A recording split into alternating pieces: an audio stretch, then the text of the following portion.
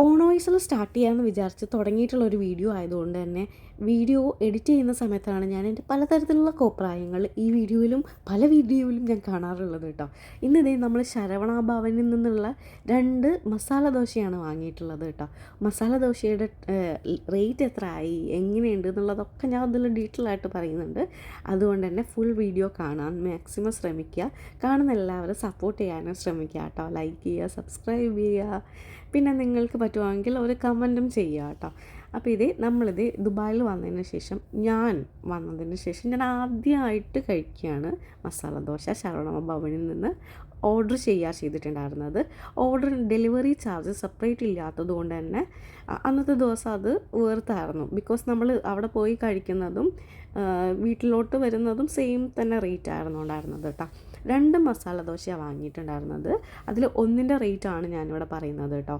സാമ്പാറുണ്ടായിരുന്നു കൂടാതെ 3 ചട്നികളുണ്ടായിരുന്നു. ഒന്ന് നമ്മുടെ പച്ച കളർ ചട്നി ഉണ്ടല്ലോ, നമ്മുടെ പുതിന ഇല മല്ലിയിലയും എല്ലാം കൂടെ അരച്ചിട്ടുള്ള ചട്നിയാണ്. അത് കഴിഞ്ഞിട്ട് പിന്നെ തക്കാളി ചട്നി ഉണ്ടായിരുന്നു. പിന്നെ തേങ്ങാ ചമ്മന്തി എന്ന് പറയണോ ചട്നി എന്ന് പറയണോ സെയിം ആണ് കേട്ടോ. നല്ല ടേസ്റ്റ് ഉണ്ടായിരുന്നു.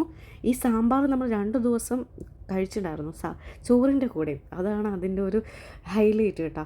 പിന്നെ ഒരു രക്ഷ ഉണ്ടായിരുന്നില്ല. നമ്മുടെ നാട്ടിലെ ശരവണ ഭവനിൽ എങ്ങനെയാണോ അവർ ട്രീറ്റ് ചെയ്യുന്നത് അതേ ടേസ്റ്റായിരുന്നു.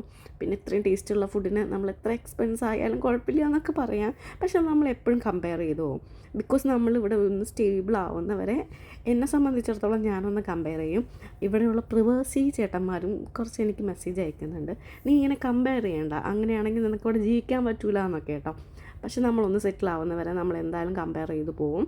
പിന്നെ നല്ല ടേസ്റ്റ് ഉണ്ടായിരുന്നു. ഇപ്പോഴും എൻ്റെ വായിൽ ഇങ്ങനെ കപ്പൽ ഓടിക്കാനുള്ള വെള്ളമുണ്ട് കേട്ടോ.